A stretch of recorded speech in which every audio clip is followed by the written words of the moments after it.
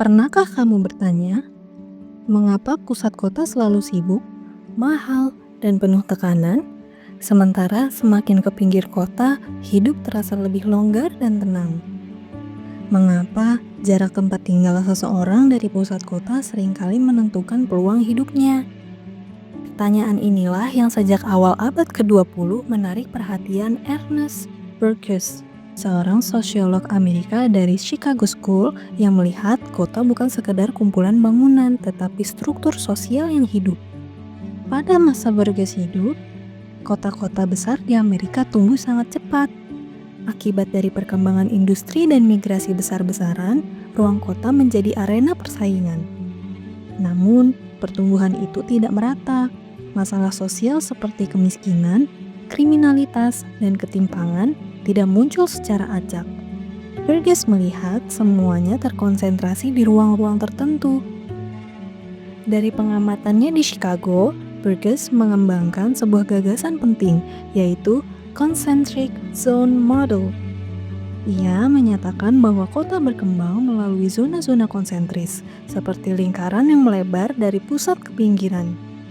Setiap zona memiliki fungsi ekonomi, karakter sosial, dan tingkat kerentanan yang berbeda. Di pusat kota terdapat Central Business District, jantung ekonomi dan kekuasaan. Di sekelilingnya ada zona transisi, wilayah yang terus berubah, padat, dan paling rentan terhadap masalah sosial. Lebih keluar, terdapat kawasan hunian pekerja, kelas menengah, dan akhirnya wilayah suburban, tempat mereka yang mampu memilih jarak demi kenyamanan. Burgess menunjukkan bahwa semakin dekat seseorang ke pusat kompetisi ekonomi, semakin besar tekanan sosial yang ia hadapi. Kini, mari kita pindah ke Jakarta. Kawasan Sudirman Tamrin berdiri sebagai pusat bisnis nasional. Gedung pencakar langit, kantor korporasi, dan arus modal terkonsentrasi di satu titik.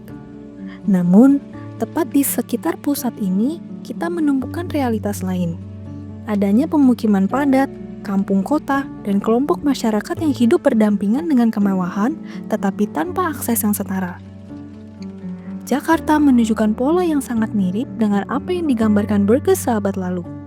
Wilayah dekat pusat kota menjadi ruang kompetisi paling keras.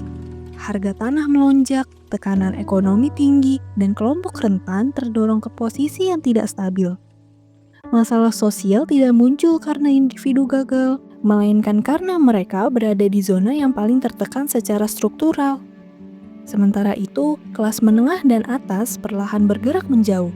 Mereka memilih kawasan suburban dan kota satelit menjadi komuter yang setiap hari masuk ke pusat kota. Struktur kota pun membentuk segregasi sosial yang halus tapi nyata. Inilah wajah kota sebagai sistem sosial.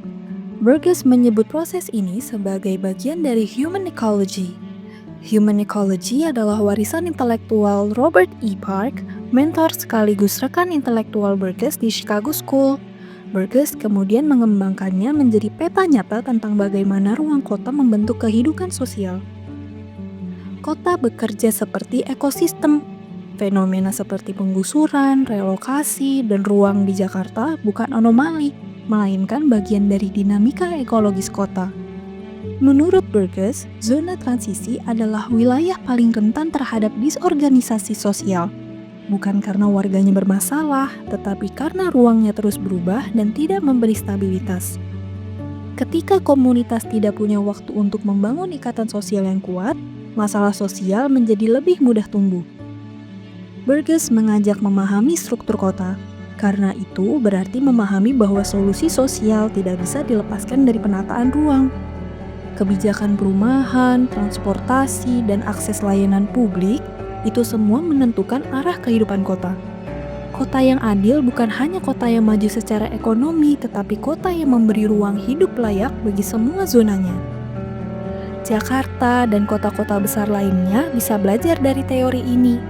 Bukan untuk menyalin Chicago, tetapi untuk menyadari bahwa ruang adalah alat kekuasaan sekaligus alat perubahan. Jika ruang diatur dengan kesadaran sosial, maka kota bisa menjadi tempat tumbuh, bukan tempat bertahan. Sekarang, pertanyaannya, ketika kamu bergerak dari pusat kota ke pinggiran, Apa yang sebenarnya kamu lihat? Apakah kota ini memberi kesempatan yang setara, atau justru membagi kehidupan ke lingkaran-lingkaran yang tak kasat mata? Tulis opinimu di kolom komentar dan sampai jumpa di konten berikutnya.